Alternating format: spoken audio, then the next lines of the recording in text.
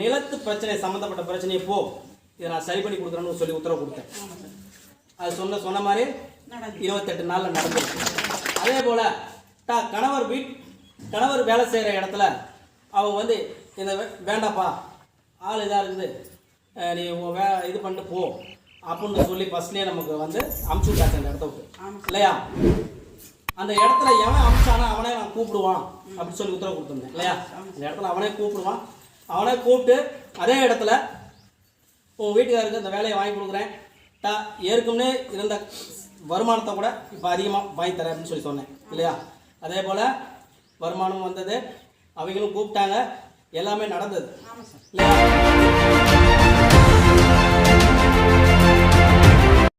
இருந்தாலும் டைம் சரியில்லை, ரொம்ப இதாக இருப்பா அப்படின்னு சொன்னேன். கேட்கல, சரி பார்த்துக்கலாம் அப்படின்னு கொஞ்சம் அசால்ட்டாக இருந்தது. 30 அடி பனை மரத்துலேருந்து கீழே விழுந்தது.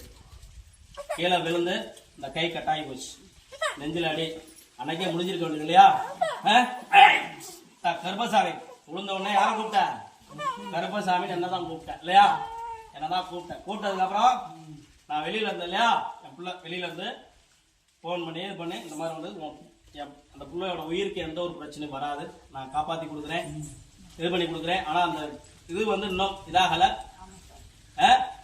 கொஞ்சம் கொஞ்சமாக நான் சரி பண்ணி கொடுக்குறேன் அப்படின்னு சொல்லி சொன்னேன் இல்லையா.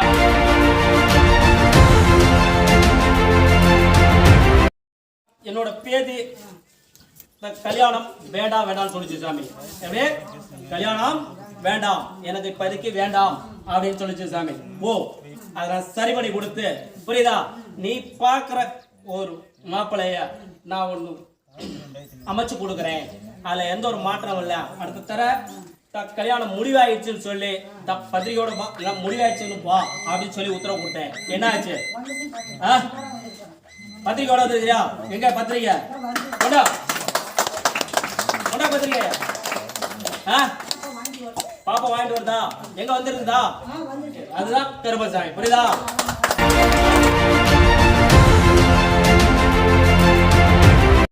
ஒரு நாள் மனநிலை சரியில்லை சாமி, அதுக்கு எனக்கா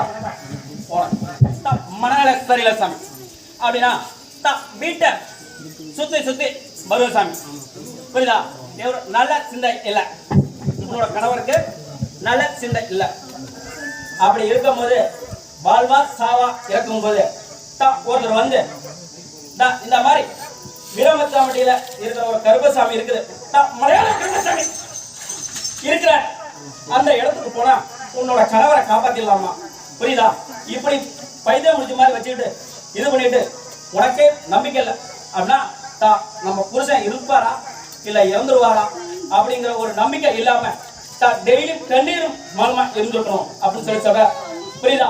அப்படி இருக்கும்போது என்னோட இடத்துக்கு கேள்விப்பட்டு எப்படியாவது அந்த இடத்துக்கு போய் அவன் வந்து இந்த இடத்துக்கு வந்த பிற்பாடு கருப்பசாமி உன்னோட கையை பிடிச்சி நாடியை பிடிச்சி ஒரு 2 நிமிடம் கையை பிடிச்சி உன் நாடியை பிடிச்சி 2 நிமிடம் போல இதுல இருந்து உன்னோட மனநோயா நானாம் பார்க்கல, புரியுதா.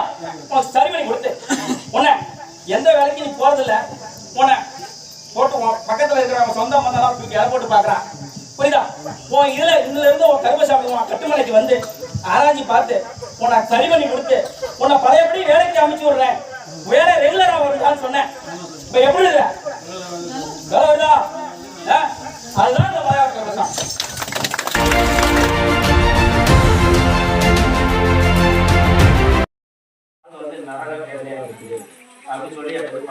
அதே போல அவன் என்ன வந்து சரக்கு அடிப்பானோ ஃபுல்லா சரக்கு அடிக்கிறது என்னால இது பண்ண முடியாது, மாசத்துல ஒரு ஆஃபு நான் கொடுத்தேன் அப்படின்னு சொல்லி எனக்கு இல்லையா.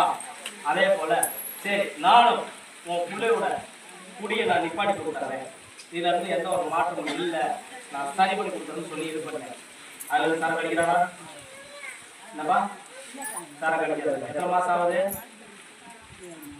6-7 மாசம் ஆகுது. அப்படியே நிப்பாட்டியாச்சு இல்லையா.